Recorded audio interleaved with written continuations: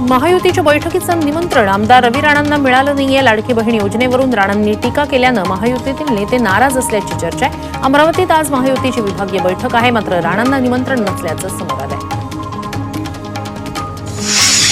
Cabinet बैठकीत मुख्यमंत्री एकनाथ शिंदे यांनी लाडकी बहीण योजनेवरून मंत्र्यांना दम दिल्याची माहिती सूत्रांकडून मिळते. लाडकी बहीण योजनेचा अपप्रचार होईल अशी वक्तव्य करू नका असा दमच मुख्यमंत्र्यांनी भरल्याचं समजतंय. रवी राणांसारख्या आमदारांनी योजनेबाबत केलेलं भाष्य चुकीचं असल्याचं ते म्हणाले.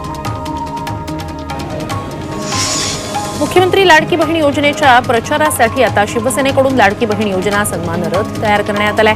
हा रथ जिल्हा, तालुका आणि गाव पातळीवर फिरणार आहे. तसंच या रथाच्या माध्यमातून लाडकी बहीण योजनेची माहिती गावागावातील महिलांना दिली जाणार आहे. रवी राणा यांच्या वक्तव्यावरून काँग्रेस नेत्या यशोमती ठाकूर आक्रमक झाल्या. राणा दाम्पत्य ब्लॅकमेलर आहे, जे रोज करतात ते आज ओठांवर आले अशी टीका यशोमती ठाकूर यांनी केली. निवडणुकीत आशीर्वाद हवा, आशीर्वाद दिला नाही तर तुमच्या खात्यातून 1,500 रुपये परत घेणार असं वक्तव्य रवी राणा यांनी केलं होतं. मुख्यमंत्री लाडकी बहीण योजनेचा उल्लेख करत सुप्रीम कोर्टानं शिंदे सरकारला खडसावलं. पुण्यातील भूमी अधिग्रहणाच्या एका प्रलंबित प्रकरणाच्या मोबदल्यावरून सुप्रीम कोर्टानं महाराष्ट्र सरकारला खडे बोल सुनावले. योजनांसाठी फुकट वाटायला पैसे आहेत, पण मोबदला देण्यासाठी नाही असा संताप कोर्टानं व्यक्त केला. पुणे जिल्ह्यात लाडकी बहीण योजनेसाठी 9,73,000 अर्ज दाखल झाले आहेत. पुणे शहर, पिंपरी चिंचवड आणि ग्रामीण भागातून लाडकी बहीण योजनेसाठी महिलांचा मोठा प्रतिसाद मिळतोय.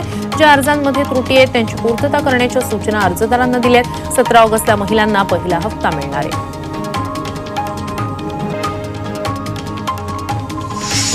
मुंबई आणि ठाण्यातल्या खड्ड्यांसंदर्भात आज महत्त्वाची बैठक होणार आहे. या बैठकीचं आयोजन सह्याद्रीवर करण्यात आलंय. मुख्यमंत्री शिंदे, दोन्ही उपमुख्यमंत्री या बैठकीला उपस्थित राहणार आहे. गणपती आगमन आणि विसर्जनादरम्यान नागरिकांना खड्ड्यांचा त्रास होऊ नये यासाठी ठोस निर्णय घेतला जाण्याची शक्यता आहे. दुपारी 3 वाजता ही बैठक होणार आहे.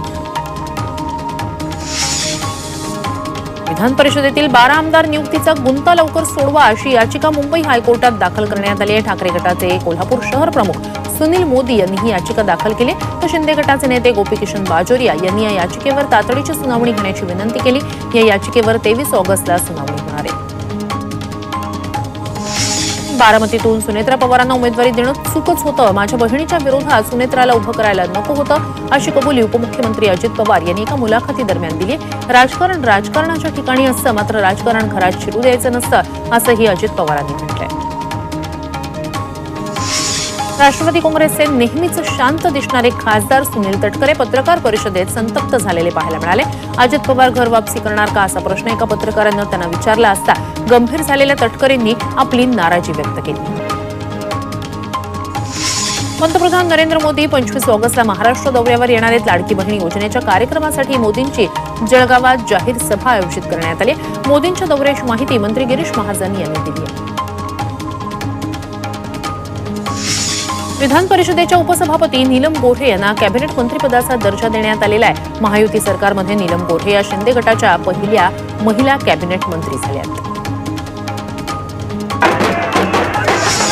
मनसे अध्यक्ष राज ठाकरे यांचा दुसरा टप्पा विदर्भातून सुरू होणार आहे. येत्या 22 ऑगस्टपासून राज ठाकरे विदर्भ दौऱ्यावर जाणार आहेत. राज ठाकरेंचा दौरा गोंदियापासून सुरू होणार आहे. ते 22 ऑगस्टपासून 29 ऑगस्टपर्यंत विदर्भातील मनसे पदाधिकाऱ्यांच्या भेटी घेत चर्चा करणार आहेत. जालना जळगाव रेल्वे मार्गावरून महायुतीच्या 2 नेत्यांमध्ये जुंपली आहे. या रेल्वे मार्गाचा पाया मीच रचला असं माजी रेल्वे राज्यमंत्री रावसाहेब दानवे यांनी म्हटलंय. तर दुसरीकडे मुख्यमंत्र्यांमुळे रेल्वे मार्गाला मंजुरी मिळाल्याचं शिंदेच्या शिवसेनेतील मंत्री अब्दुल सत्तार यांनी म्हटलंय.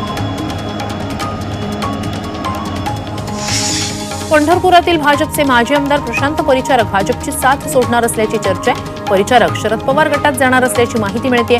परिचारक यांनी पंढरपूरमधून निवडणूक लढण्याची इच्छा व्यक्त केली, त्यामुळे सोलापुरात भाजपला धक्का बसण्याची शक्यता आहे.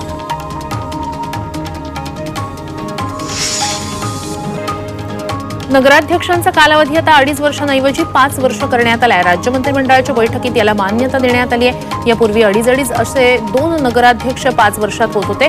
आता एकाच नगराध्यक्षाचा कालावधी 5 वर्षांचा असणार आहे. महाराष्ट्र राज्य दहीहंडी गोविंद असोसिएशननं मुंबईसह महाराष्ट्रातील सर्व गोविंदांचा विमा उतरवण्याची मोहीम सुरू केली. विमा संरक्षणासाठी त्यांना अर्ज भरण्याचं आवाहन करण्यात आलंय. 24 ऑगस्टपर्यंत अर्ज भरण्याची मुदत देण्यात आली आहे. दहीहंडीचे थर लावताना मृत्यू किंवा जखमी झाल्यास कुटुंबियांना आर्थिक मदत मिळणार आहे.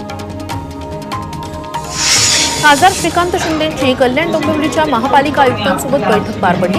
या बैठकीत महापालिका क्षेत्रातील रस्ते, उद्यानं अशा विविध विकास कामांबद्दल चर्चा करण्यात आली. तर 50 कोटीच्या निधीतून क्रीडा संकुलाचा विकास केला जाणार आहे अशी माहिती श्रीकांत शिंदे यांनी दिली. पश्चिम महाराष्ट्रातील 4 सहकारी साखर कारखान्यांच्या थकहमी प्रस्तावाला राज्य सरकारकडून मंजुरी दिल्याची माहिती सूत्रांनी दिली आहे. उपसमितीचे अध्यक्ष दिलीप वळसे पाटील यांच्या अध्यक्षतेखालील उपसमितीनं 692 कोटींच्या थकहमीला मंजुरी दिल्याची माहिती.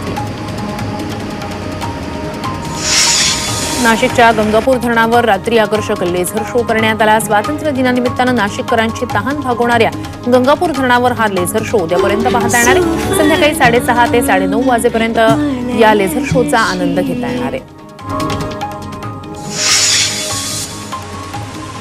अकोल्यातील महान धरणावर तिरंगी विद्युत रोषणाई करण्यात आलेली आहे. स्वातंत्र्य दिनानिमित्तानं धरणावर आकर्षक विद्युत रोषणाई करण्यात आली. या धरणाचे 10ही दरवाजे उघडण्यात आले. त्यामुळे या रोषणाईनं नागरिकांचं लक्ष वेधलं.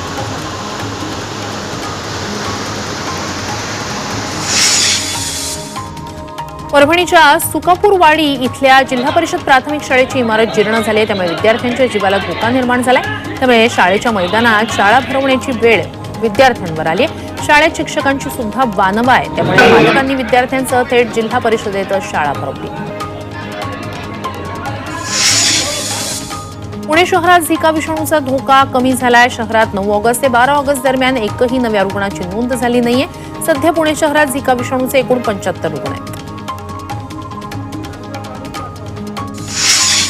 राज्यात सरासरीच्या तुलनेत 27% तर देशात सरासरीच्या तुलनेत 5% जास्त पाऊस झालाय. राज्यात सरासरी 669.4 मिलीमीटर पाऊस पडतो. प्रत्यक्षात 852.8 मिलीमीटर इतका पाऊस झालेला आहे. महिना अखेरीस पावसाचा जोर पुन्हा वाढण्याचा अंदाज आहे. मावळ तालुक्यात पावसानं 4 दिवसांपासून विश्रांती घेतली. त्यामुळे पवना धरणातील जलसाठा स्थिर झालाय. पवना धरणातील पाणीसाठा 97.45%. त्यामुळे पवना धरणाच्या विद्युत गृहाद्वारे 800 क्युसेक पाण्याचा विसर्ग बंद करण्यात आलाय.